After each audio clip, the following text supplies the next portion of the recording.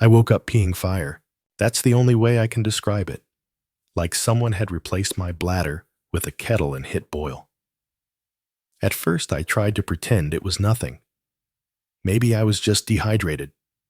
Maybe that suspicious gas station coffee from the day before finally got its revenge. I even laughed it off to myself. Guess I'm finally becoming that guy who groans every time he stands up. But it wasn't funny that morning. Not when I stood in front of the toilet half asleep, blinking at the wall like it could save me while my body sent out this very clear message. Hey buddy, something's wrong. It burned, it stung, and the stream was weaker than usual. I mean, I'd seen dripping faucets in horror movies that looked more confident than what I managed that day. I didn't panic at first. I drank some water, skipped breakfast, told myself, you'll be fine by noon. I wasn't fine by noon. Now, here's where I admit something embarrassing. I tried to fix it myself. You know, like how some men try to fix a leaky roof with duct tape and a prayer? I started chugging cranberry juice like it was an Olympic sport. Someone online mentioned garlic, so I threw cloves into everything: toast eggs, even smoothies. I smelled like an Italian vampire slayer. Nothing changed. That's when the dread kicked in. I had flashes of those dramatic medical commercials, gray-toned men looking out windows while voiceovers list horrifying side effects in monotone. Frequent urination, pain, discomfort, death. My mind spiraled. I started noticing things I'd brushed off for months. The weird urgency. The nights I woke up 2 or 3 times just to pee. That one time, I almost didn't make it home from the grocery store. I had laughed about it with my wife, but deep down, I knew something wasn't right. And yet, I still avoided the doctor.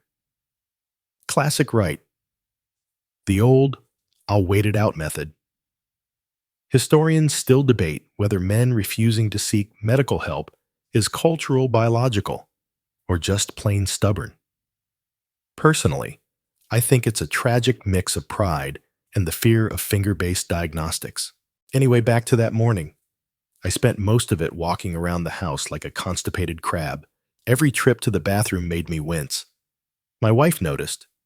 She gave me the look, the one that says I love you, but if you die from being stupid, I'm haunting you. She asked, you okay? I shrugged. Yeah, maybe I sat too long yesterday. She didn't buy it.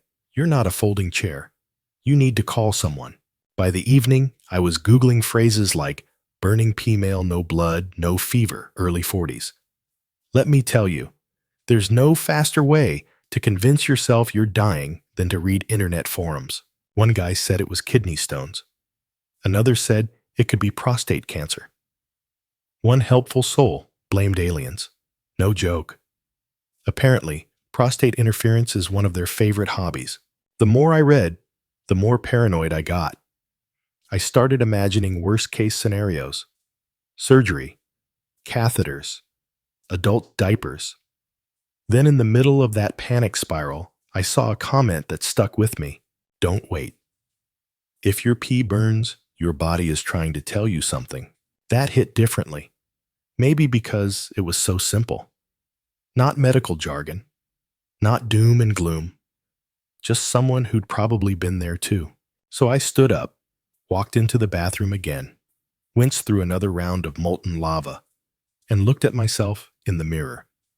Pale, tired, scared. I sighed and said, all right, you win. I'll call the damn doctor.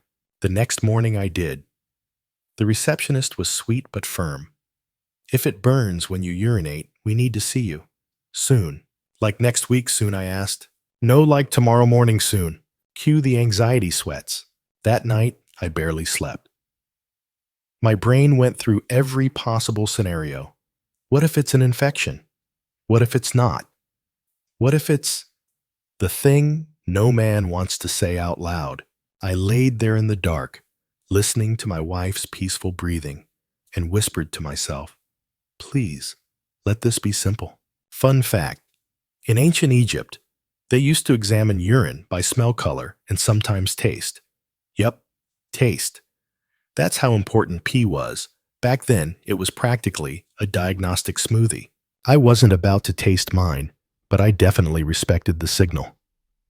My body had been trying to talk to me for months. I just hadn't been listening. So that's how it started. Not with a bang, but with a slow, stinging drip and a reluctant phone call. I had no idea what was waiting for me the next day at the clinic. But I was finally listening, and I was ready to hear what my body had to say. I started timing my bathroom trips. No, seriously. I had a notes app open on my phone just to keep track. 7:14 a.m., 7:42 a.m., 8:21 a.m., 9:02 a.m. It felt like I was training for a bladder marathon with no finish line, just constant pit stops.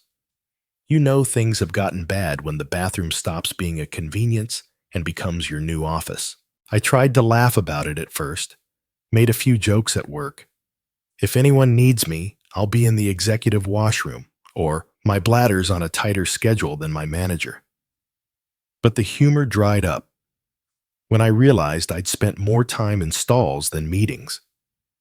My coworkers started raising eyebrows. My wife started asking more pointed questions, and I started carrying around an extra pair of underwear, just in case. There's no graceful way to say this urgency is a beast. It doesn't care if you're on the highway in the middle of a movie or standing in line at the DMV. When it hits hard. And the worst part, sometimes I'd sprint to the toilet only to find that barely a tablespoon came out, like my bladder was mocking me. A cruel, tiny magician pulling the same trick over and over. I vividly remember one horrifying moment in a bookstore. I was halfway through a nostalgic flip through an old sci-fi novel when my body screamed, "Go, now." The restroom was upstairs, and I felt like I was running a gauntlet. Up the stairs past the woman reading cookbooks, ignoring the teenager giving me side-eye as I elbowed my way past. I made it, barely. But that moment stayed with me.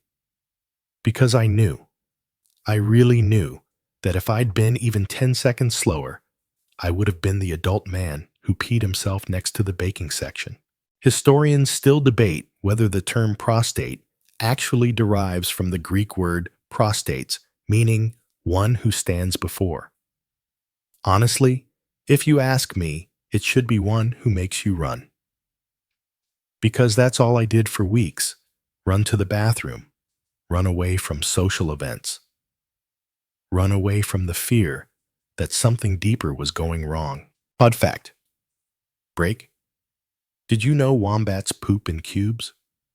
No relevance to the prostate, but it's true. They use their oddly shaped droppings to mark territory. I thought about that once while sitting on the toilet at 3 a.m., wondering how animals seem to have it all figured out while I was stuck Googling, why does it feel like I always have to pee? But nothing comes out. Anyway, there was one particularly rough night. I'd fallen asleep around 11, only to wake up at 1:30, then again at 3 Saru, then 4:17. By morning I was more zombie than human. My wife, bless her, brought me coffee and said gently, "You were up 4 times last night." I grunted. "I counted 5. That's not normal." "I know. Promise you'll tell the doctor everything today." I nodded, then immediately felt that awful twitch again. Back to the toilet. See, the thing is, the bathroom becomes less of a relief and more of a burden. You start to dread it. You start negotiating with your bladder like it's a toddler. "Can we wait 15 minutes? I'm in traffic. Please." And then there's the paranoia. Is it getting worse? Is this my life now? Is this just aging? Or is there a monster hiding inside me with a tiny megaphone yelling pee, pee, pee? I remember thinking about how men joke about prostate issues all the time. Those wink, wink, nudge, nudge old man jokes. But when you're living it, it's not so funny. It's exhausting. It's humiliating. It makes you think twice about long walks, concerts, heck, even weekend road trips. And don't get me started on plane rides. I once chose an aisle seat just so I wouldn't have to do the "excuse me" dance every 45 minutes with two strangers. There's something quietly soul-crushing about being ruled by a part of your body you never thought about before. I mean the prostate. It's not exactly a sexy organ. It doesn't get poems or love songs. But the second it rebels, it takes over your life. And I wasn't even officially diagnosed with anything yet. This was just the preamble, the foreshadowing. The part in the horror movie where the lights start flickering and the dog refuses to enter the house. By the end of that week, I'd stopped laughing at my own jokes. I was tired. My lower back hurt. I was anxious, and my underwear drawer was stocked like a survival bunker. I missed the days when going to the bathroom was just a 2-minute detour, not a strategy session. That's when I started writing down symptoms. Not for the internet this time, for the doctor, because I had that appointment coming up and I knew I needed to be honest. I didn't want to be brushed off. I didn't want to pretend anymore. I wanted someone to look me in the eye and say, "You're not crazy. This is real. And we're going to deal with it." So yeah, by then, the bathroom had become my office. But I was getting ready to move out, to fire my tiny, angry landlord, and finally, let someone else take a look at the lease. I made a mistake. I went to Dr. Google. Now you'd think a grown man with a reasonably functional brain would know better. You'd think someone who had already admitted to himself that something was wrong would steer clear of internet rabbit holes. But no. At 2:13 a.m., with a heating pad on my lower abdomen and a mug of lukewarm peppermint tea in my hand, I opened my laptop and typed in "constant urge to urinate male 43 years old." It was like opening Pandora's box with an ad for herbal detox kits. Within minutes, I was knee-deep in horror stories. One guy wrote a post titled, "How My Enlarged Prostate Ruined My Marriage." Another claimed he lost his job because he peed during a Zoom call. I mean, come on, is that even possible? How long was the meeting? There were diagrams, so many diagrams. Cross-sections of pelvic regions that looked like angry jellyfish. Photos of medical procedures. I even found a YouTube video where a guy in a lab coat used a balloon and a hot dog to demonstrate something I deeply regret watching. I tried to narrow it down. Infection, maybe. BPH, possibly. Prostate cancer. My heart jumped. I couldn't look away. I spent the next 3 hours scrolling, bookmarking, watching, clicking. It felt like I was studying for an exam I didn't know I'd signed up for. I started diagnosing myself. I even made a chart: symptoms on one side, possible causes on the other. I was turning into my own medical detective, minus the credentials, training, and common sense. Historians still debate whether access to too much information actually makes us smarter or just more anxious. I can tell you firsthand, it's the latter. Odd fact break. The first recorded medical use of a prostate examination dates back to the 1600s in France. They called it le toucher rectal. Romantic, isn't it? Leave it to the French to make even the most uncomfortable procedures sound like poetry. Anyway, after enough panic, I stumbled onto a discussion thread about saw palmetto. It was written like a religious conversion story. Cured me in 3 weeks, one guy claimed. Another said it gave him the energy of a teenage bull. I was desperate. I ordered it on the spot. 2 bottles, same-day shipping. That kicked off my brief but passionate love affair with alternative medicine. Suddenly, I was downing supplements like they were Skittles. Zinc, pygium, beta-sitosterol. There was this one capsule that smelled like compost and made me burp oregano for 48 hours straight. My wife refused to kiss me. Even the dog seemed judgmental. One website insisted the cure was in pumpkin seeds. Another said tomato paste. I ended up blending the two into a hideous smoothie that nearly made me cry. It tasted like a Halloween crime scene. But did I stop? No. I printed out a prostate healing meal plan and taped it to the fridge. No alcohol, no caffeine, no red meat, just fish greens, turmeric, and water. So, much water. The irony. Drinking more water only made the bathroom problem worse. I was trying to flush my system, but just ended up flushing away my patience. I counted 16 trips to the toilet one day. 16. I practically started naming the tiles. And yet, despite all that, I avoided calling my doctor again. Why? Because, deep down, I was terrified. Not of the truth, but of being told I was overreacting. That nothing was wrong. Or worse, that everything was. I remember sitting on the edge of the bed one night, holding that saw palmetto bottle, and whispering to myself, "Please, let this be enough." It wasn't. That week, something new showed up. Not pain, not urgency, hesitation.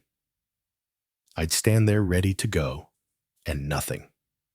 Like my bladder had forgotten the assignment. I had to concentrate, breathe. Sometimes I'd get a few drops. Sometimes I'd give up altogether. That was the tipping point.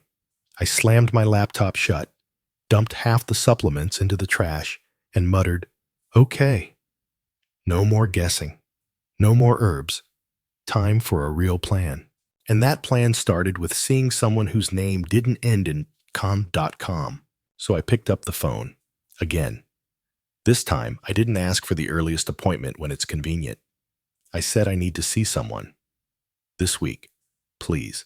They booked me with a urologist. Just hearing the word made me squirm. But there was also relief. I was finally handing the flashlight to someone else. Someone who hopefully had been trained in how to use it. That night, as I got ready for bed, I looked at the last unopened bottle of pills sitting on my nightstand. The label said, "Nature's Gentle Flow." It had a cartoon waterfall on it. I picked it up, smiled sadly, and whispered, "You tried." Then I tossed it in the trash. Because the truth is, no matter how many forums you read or herbs you swallow, nothing replaces a calm voice on the other side of the room saying, "Let's figure this out together." That's what I was hoping for now. Not magic, not miracles, just answers. The waiting room was beige. That was the first thing I noticed. Beige walls, beige chairs, beige magazines. The only splash of color was a plastic plant in the corner that somehow managed to look dehydrated. I sat there, trying not to look nervous, gripping the clipboard with both hands like it contained state secrets. Name, date of birth, any history of cancer in the family. Yes, no, maybe. I wasn't sure anymore. I circled, unsure, and felt like a fraud. Shouldn't I know this stuff? The woman across from me was reading a tabloid about alien pregnancies. I envied her peace.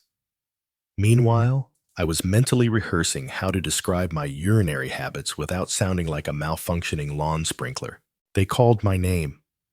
I followed the nurse down a hallway that smelled faintly of antiseptic and chewing gum. She was chipper, like she'd had 3 espressos and a TED Talk before breakfast. "Have a seat right here," she said, pointing to an exam table that looked like a medieval bench. "Doctor will be with you shortly." She left. I sat, then stood, then sat again. My foot tapped involuntarily. I stared at the anatomy poster on the wall, a diagram of the male reproductive system. The prostate looked tiny, so unassuming, like it couldn't possibly be responsible for the havoc it was wreaking on my life. I whispered, "You little punk." That's when the door opened and in walked Dr. Reynolds. Mid-50s salt and pepper hair, wire-frame glasses, and the kind of calm voice that instantly makes you feel both safe and slightly judged. You know the type. He extended his hand. "Good morning. I'm Dr. Reynolds. So, what brings you in today?" I took a breath. "Well, It burns when I pee. And I pee a lot, like Olympic levels. I've practically moved into my bathroom, and sometimes I can't pee at all, even when I feel like I need to. I've tried cranberry juice saw, palmetto, tomato smoothies, and I've read every forum on the internet, which I realize was a terrible idea. To his credit, he didn't laugh. He just nodded. Okay. Sounds like we've got a bit of urinary urgency frequency, maybe some retention. Any blood? Nope. Fever? Not that I noticed. Any night waking? Every 2 hours. My bladder has an alarm clock. He smiled. All right, let's do this properly. Now, I knew what was coming. We all know. The infamous prostate exam. It's like the medical version of jury duty. No one wants it. Everyone dreads it. And somehow, it always feels longer than it actually is. He handed me a gown. Undress from the waist down. I'll step out. The gown was paper. Thin, crinkly, and about as dignified as a napkin. I sat on the edge of the table, cold air brushing against my lower half, thinking, this is how astronauts must feel before liftoff, exposed, nervous, and about to experience something strange. Dr. Reynolds returned gloves on eyes focused. All right, let's check the prostate. And yep, it happened. Glove, lubricant. A moment I won't describe in detail, because frankly, I'm trying to hold on to my last shred of pride. But here's the thing. It wasn't that bad. Uncomfortable. Absolutely. Humbling deeply, but over in seconds. And weirdly enough, I felt relieved, like I'd crossed a line and come out the other side. He sat back down and removed the gloves like a magician ending a trick. Your prostate's slightly enlarged. Not alarming, but we should do a few tests. Urine sample, blood work, PSA levels. Maybe an ultrasound, depending on what we find. I nodded. Is this normal? He gave the doctorly shrug. Depends. Could be benign prostatic hyperplasia. Could be prostatitis. Could be something else. But you did the right thing coming in. Odd fact break. The Roman physician Galen believed the prostate functioned to brace the bladder. Modern medicine finds that hilarious. Bracing isn't its job. It's more like a valve manager that sometimes gets lazy and lets everything fall apart. As I got dressed, I felt lighter. Not physically, emotionally. Because even though I didn't have answers yet, I had movement, a plan. Someone who wasn't a forum troll telling me what came next. Before I left, Dr. Reynolds said something that stuck with me. Men usually wait too long. They ignore the signs. You didn't. I wanted to joke, say something like, well, it was either that or start buying adult diapers in bulk. But I didn't. I just smiled and said thanks. That night, I told my wife everything. She listened, nodded, asked questions. When I got to the part about the exam, she winced in sympathy and handed me a glass of wine. Red wine. Probably the last I'd be having for a while. We toasted. To answers, she said. To tiny organs with big attitudes, I replied. And just like that, I didn't feel so alone anymore. It started with a phone call. Your PSA levels came back elevated. Just like that. No dramatic music. No life-pausing gasp. Just a calm voice on the other end of the line, giving me 4 letters that somehow carried the weight of 1,000 questions.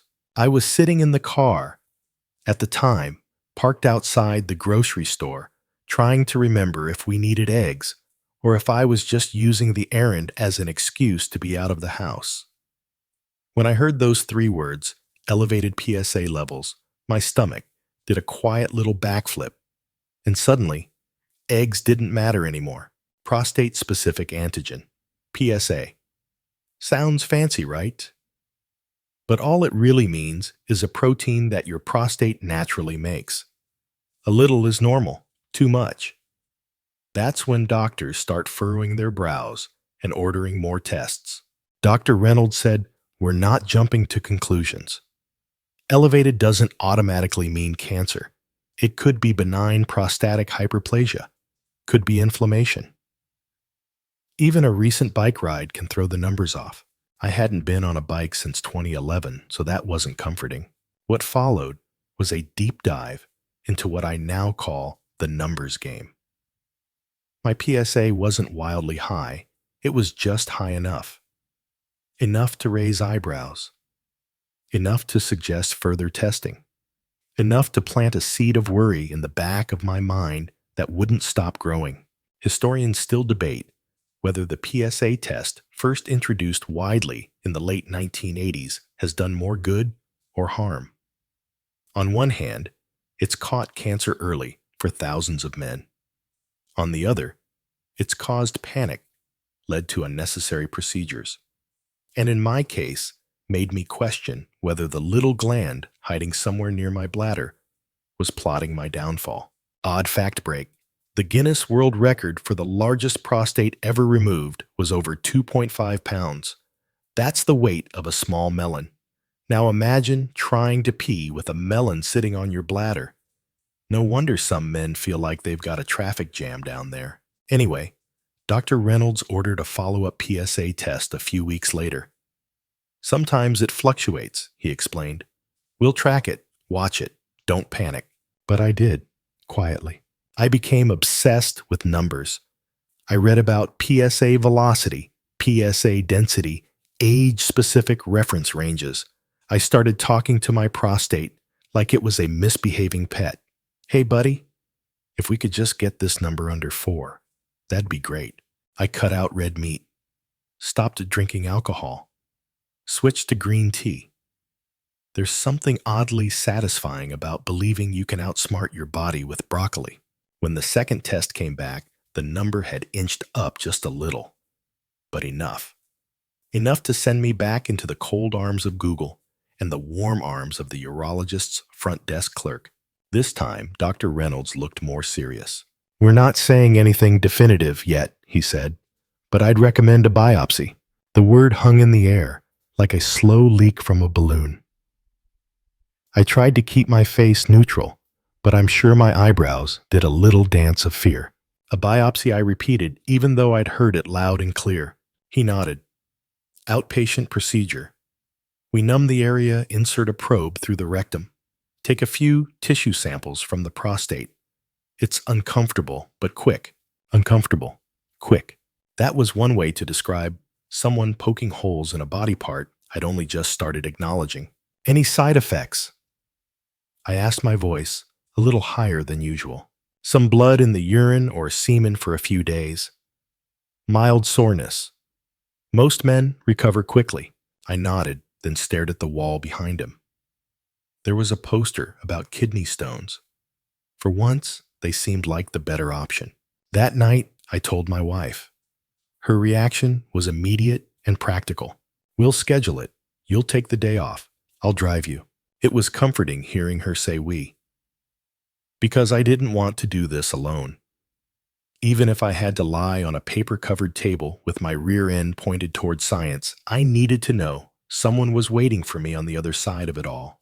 The next few days felt surreal. Like I was floating above my life. Grocery shopping one moment, mentally preparing for needle punches the next. People at work asked why I seemed distracted. I told them I was tired, which wasn't a lie, just not the whole truth. And through it all, the numbers lingered in my head. Not just PSA levels, but what ifs. What if it's cancer? What if it's aggressive? What if I waited too long? There was one night I couldn't sleep, so I went for a walk. It was cool outside, the air still, the stars doing their quiet twinkle thing, like they didn't have a care in the world. I stopped on the sidewalk and whispered, I don't need a perfect life. I just need a long one. I meant it, not a flashy one, not an extraordinary one. Just one where I get to wake up, drink coffee, read dumb headlines, and maybe, just maybe, not have to plan my day around bathroom proximity. The PSA numbers game had become a scoreboard, and all I wanted was to win the next round, even if the next round involved a needle. The ancient Romans believed that the color, smell, and taste of urine could reveal everything about a person's health. Yeah, taste? Let that settle for a second. While we have blood tests, digital imaging, and targeted biopsies, they had, well, they had brave souls with disturbingly curious palates. I thought about that while sitting in the urology clinic, waiting for my pre-biopsy consult. It was a strange kind of comfort, honestly knowing that men have been obsessing over urine and the mysteries of the nether regions for centuries. I wasn't alone, just part of a very awkward historical lineage. When Dr. Reynolds walked in, he greeted me with the kind of calm, precise tone that suggested he'd done this 1,000 times. Let's talk about the procedure, he said, like we were discussing a landscaping project, not firing needles into my inner plumbing. He explained the transrectal ultrasound biopsy in detail. A probe local anesthetic, 12 samples taken from different parts of the prostate. You might feel some pressure, he said, maybe a little pop. A little pop. Look, I've handled my share of discomfort. I once sat through an 8-hour road trip in the back seat with 2 screaming toddlers and a dog who gets carsick. But there's a very special kind of fear that comes with having a medical-grade staple gun aimed at your insides. Still, I nodded. Okay, let's do it. I scheduled it for the following Tuesday. That gave me 5 days to overthink everything. I became a monk of preparation. I followed the pre-biopsy instructions like scripture, stop blood thinners, avoid alcohol, clean eating, stay hydrated. I even skipped caffeine. And folks, no one wants to meet me without coffee in my system. On biopsy day, I wore my lucky socks, blue with tiny sharks. My wife offered to come with me, but I said no. Maybe it was pride, or maybe I didn't want her to see me that vulnerable.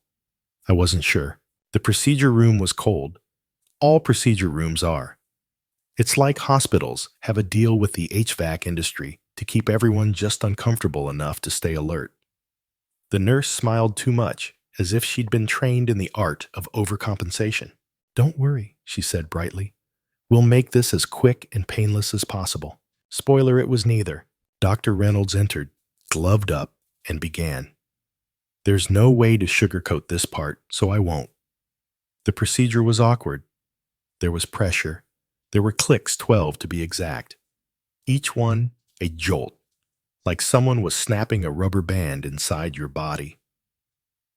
I made it to click number 4 before my toes started curling involuntarily. But I survived, and when it was over, I sat up slowly, like an old man adjusting to gravity. The nurse handed me a stack of papers and a soft, practiced smile. Some spotting is normal. Don't be alarmed. Spotting was an understatement.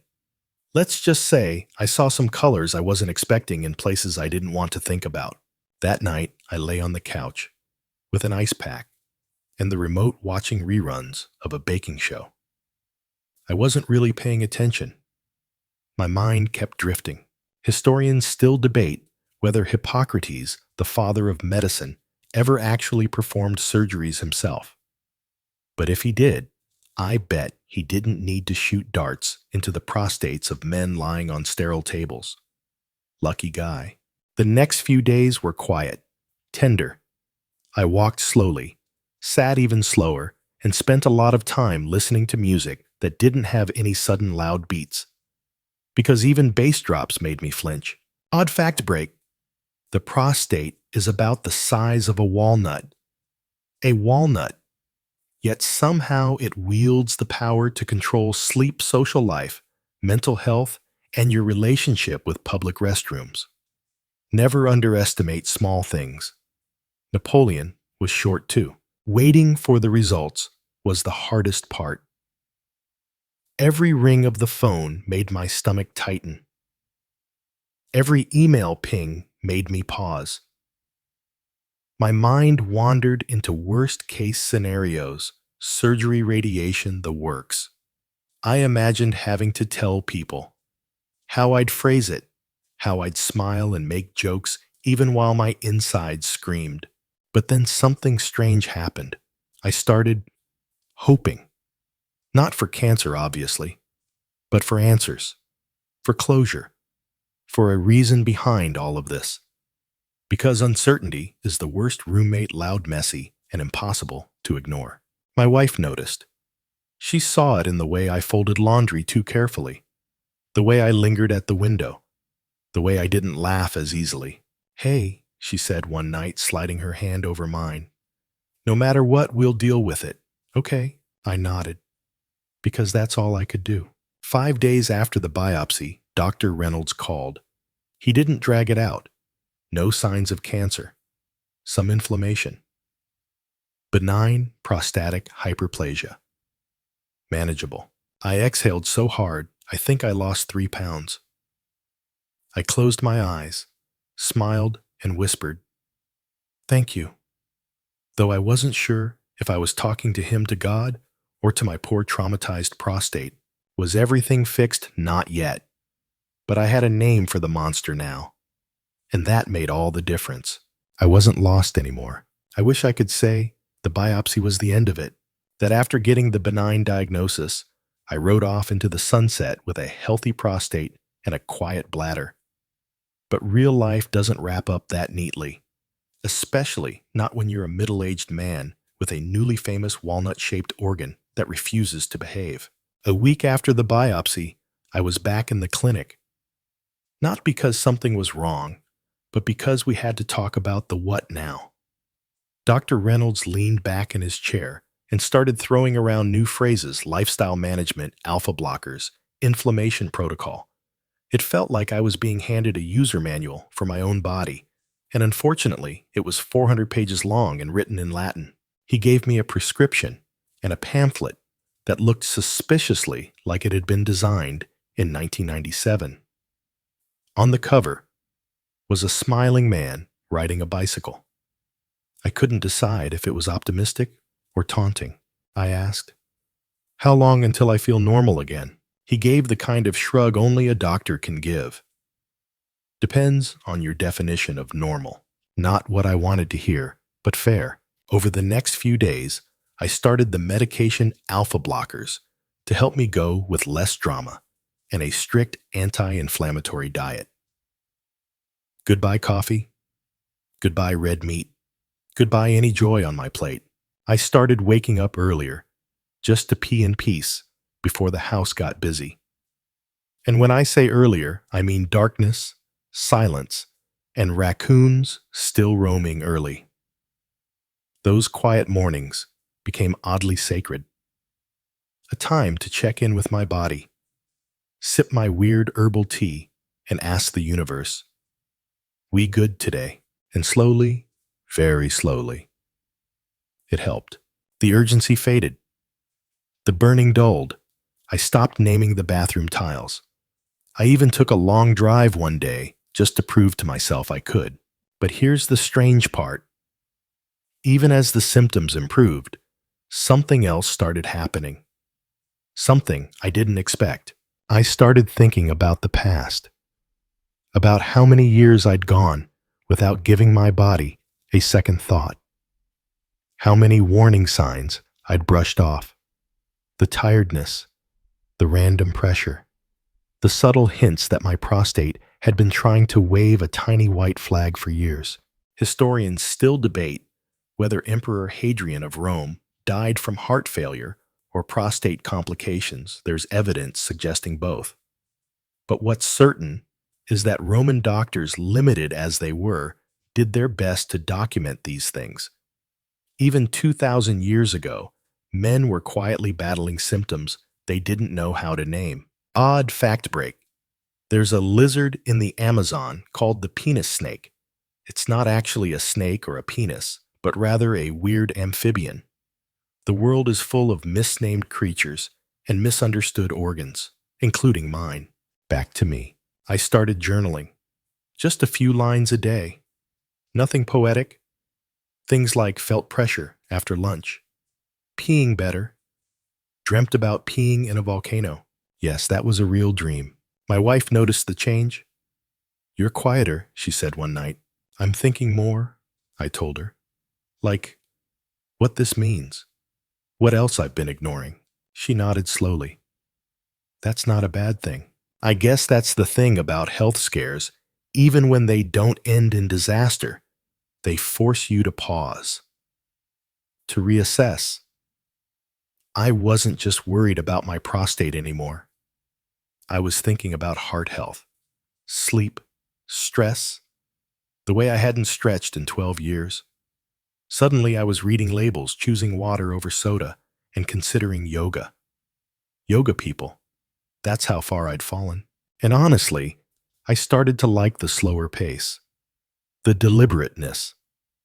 There was something oddly soothing about walking into a grocery store and genuinely caring about fiber.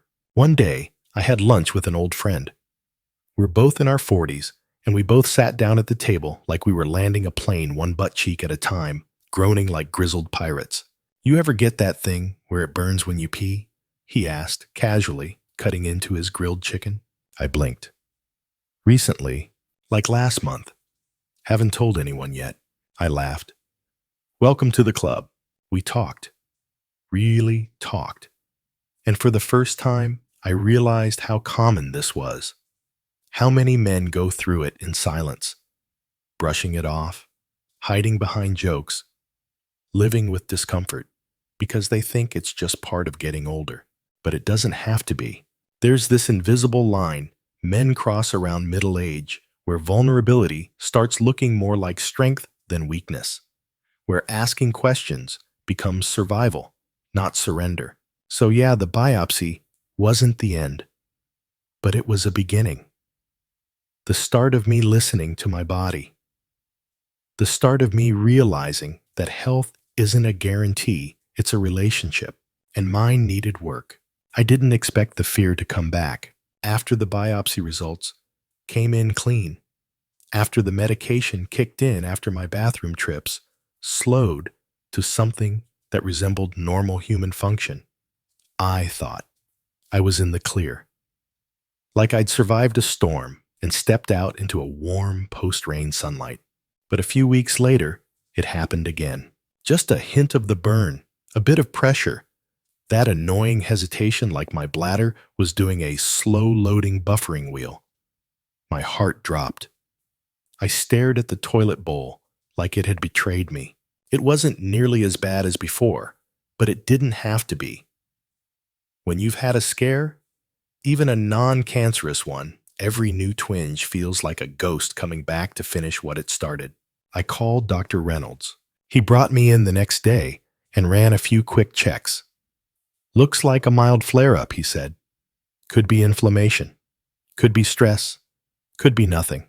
Or could be something I added, trying not to sound like a conspiracy theorist. He nodded.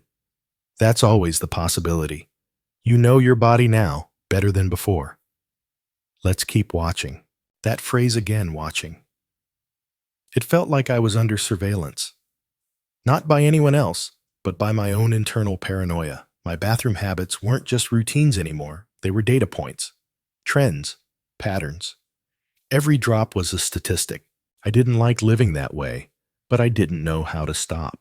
The word cancer never left my mind.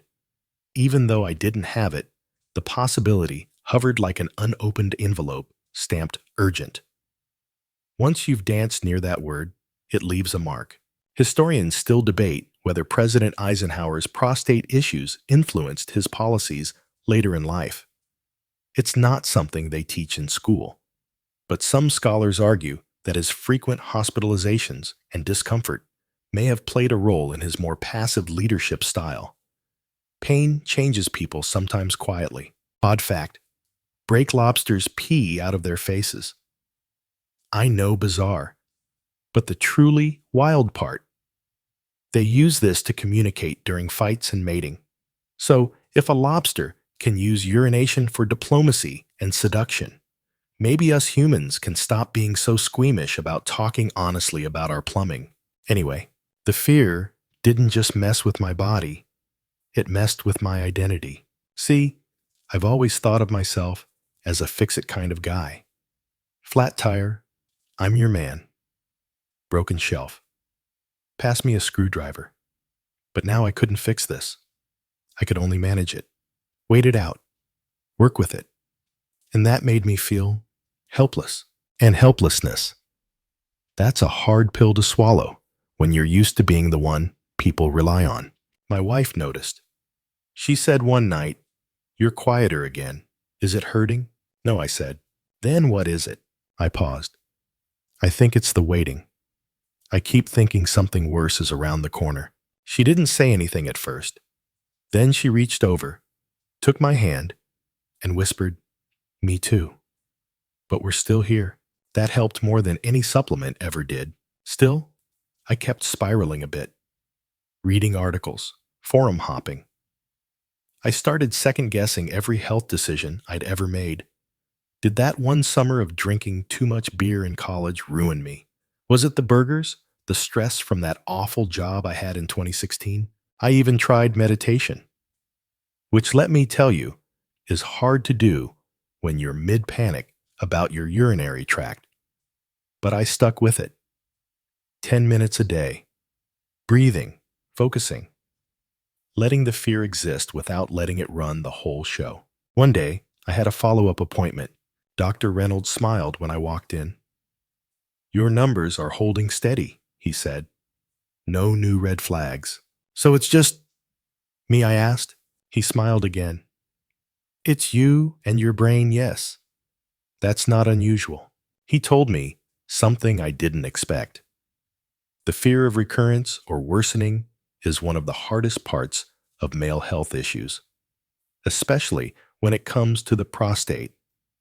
You get through the fire, but the smoke lingers. He wasn't wrong. I left the clinic that day with a different goal.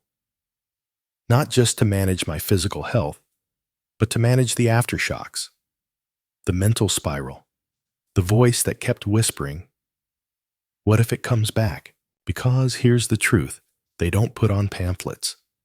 Healing isn't always linear. It loops. It skips. Sometimes it fakes you out and leaves you standing there pants down, wondering if you're back at square one.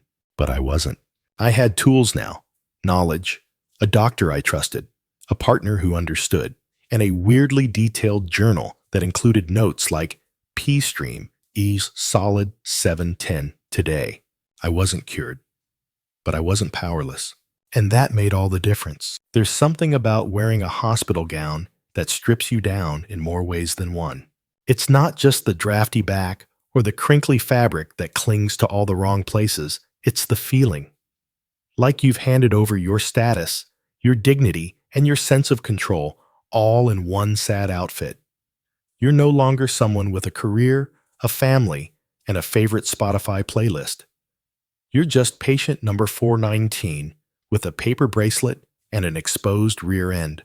The day I went in for a follow-up ultrasound, I remember sitting on the edge of the exam table, staring at a poster of smiling kidneys. I was barefoot. My clothes were folded in a bin. I was freezing despite the heated blanket they gave me. And I felt small, not in a self-pitying way, just honest. Like, oh, so this is what vulnerability really feels like. The technician was kind, middle-aged, gentle voice. She talked to me like I was a sleepy toddler. "This might feel a little cold," she said, smearing gel on my lower abdomen. Cold was an understatement. I flinched, then laughed nervously. "If I jump off the table, you'll know why." She chuckled. "You wouldn't be the first." Lying there, listening to the hum of the machine, I couldn't help but reflect on how strange the journey had been. Just months earlier, I was a guy who never thought twice about peeing. Now, I had a scan folder with my name on it, and a working knowledge of male anatomy most med students would envy. And yet with all that knowledge came a question I hadn't faced yet. What does all this say about me as a man? I mean, we grow up with this unspoken equation in our heads. Strong body equals strong man. Being healthy means being capable, independent, in control. So when your body betrays you, or even just stutters, you start questioning everything. You start wondering if aging is a slow, humiliating march toward irrelevance. You wonder if needing help, Needing medication appointments, procedures, is the same thing as weakness. Historians still debate whether masculinity in ancient cultures was more closely tied to physical power or wisdom. The Spartans idolized warriors. The Stoics worshipped inner discipline. Me, I was somewhere between a crying baby and a meditating monk. Odd fact break. There's a jellyfish that can technically live forever. Turritopsis dohrnii reverts to its juvenile state instead of dying. Imagine that a creature whose body just hits reset when things go south. Some days, I wished my prostate could do the same. That day, after the scan, I sat in the clinic cafeteria, sipping lukewarm tea and watching other men move in and out of the building. Some younger, some older, some walking with canes, some still in their work boots. I started wondering what battles they were quietly fighting. Because that's the other thing. They don't tell you how invisible this stuff is. You can be dealing with something life-altering and still look fine. And people assume you are fine. One of my friends asked me recently, "So everything back to normal?" I wanted to say yes. I wanted to pretend it was all in the rear view, but instead I said I'm managing it, because that's the truth. And weirdly enough, owning it felt stronger than faking it. Later that evening, I had a moment in the bathroom mirror, just me, a toothbrush, and a body I was finally learning to respect. I looked at my reflection and said, "Okay, you're not 20 anymore. You've got battle scars. You've been poked, prodded, scanned, needled, and questioned. But you're still here. You still show up. And honestly, that's enough." The more I accepted that, the less angry I felt, less ashamed, less broken. Because if manhood is about pretending everything's fine, then it's exhausting. But if it's about showing up when it's not fine, well, that's something I can get behind. I started talking more.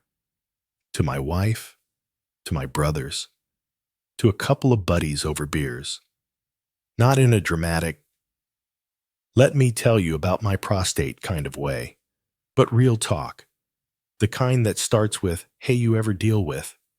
and ends with relief on both sides. One friend said, "Man, I've been waking up to pee every 2 hours and thought it was just me." I told him, "Nope. Welcome to the 3 a.m. club. We meet in our pajamas and stare at ceiling fans." We laughed, and it helped. Because when you stop trying to wear the invincible man mask all the time, you start breathing easier. You start healing faster. And you realize that your value as a person has nothing to do with how often you pee, how strong your stream is, or whether you've memorized your PSA levels. So yeah, the hospital gown humbled me, but it also stripped away the nonsense.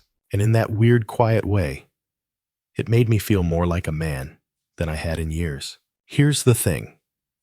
They never tell you about health. The finish line doesn't look like a parade.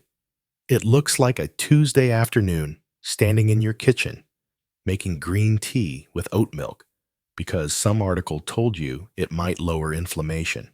It looks like reading nutrition labels like they're cryptic ancient scrolls. It looks like remembering to stretch your lower back in the mornings. It looks like saying no to a third cup of coffee even when you really want it. And honestly, it looks boring. Delightfully, beautifully, intentionally boring. I never thought I'd say this, but these days, I crave boring. I'm not chasing peak performance anymore. I'm chasing stability, comfort, peace.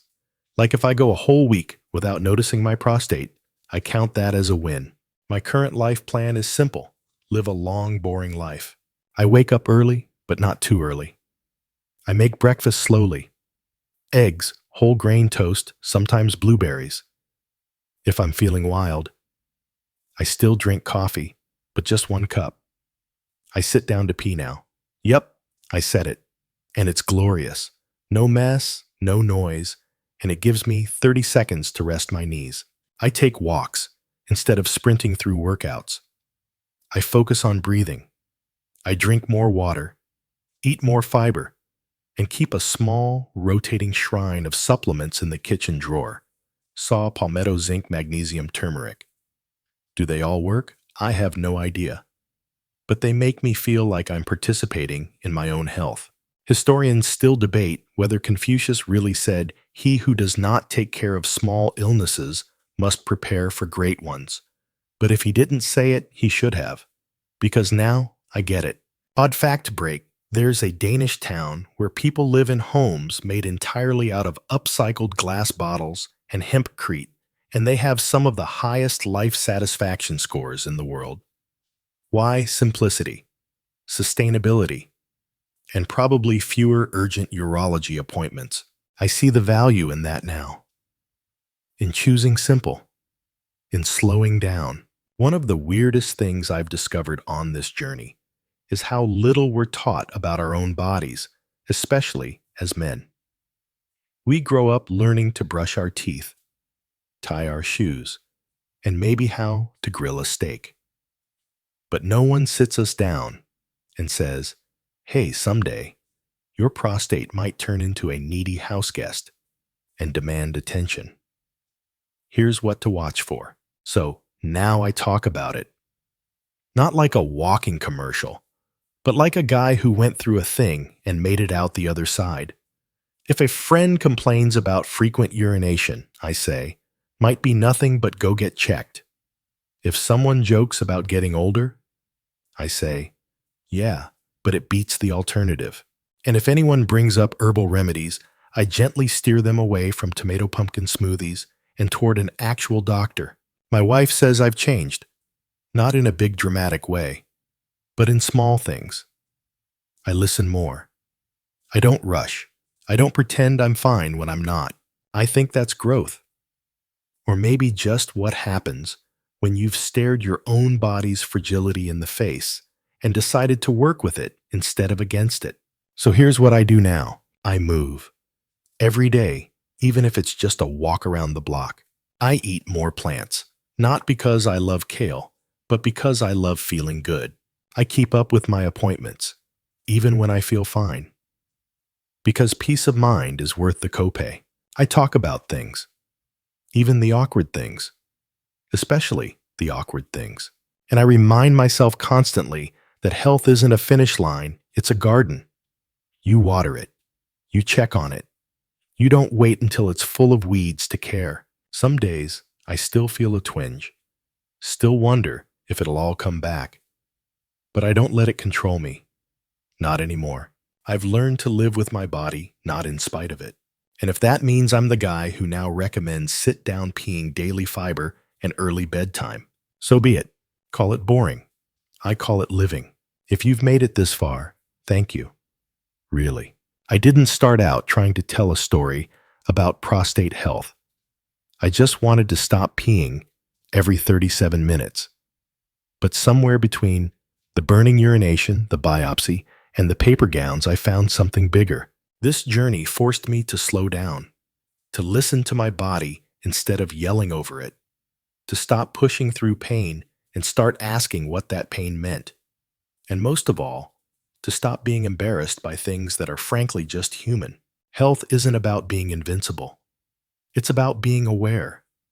It's about staying curious. It's about asking for help when you need it and being honest even when it's awkward. If you're dealing with something right now, whether it's the same walnut-shaped issue I did or something entirely different, let me just say, you're not weak. You're not broken. You're just paying attention. And that's one of the smartest, bravest things you can do. So, take your time. Get curious. Ask questions. Drink the green tea. Sit down if you want to. And maybe, just maybe, aim for a life that's less about dramatic milestones and more about simple mornings, clean lab results, and peace in the bathroom. Because peace in the bathroom, that's the real dream. Thanks for listening to my story.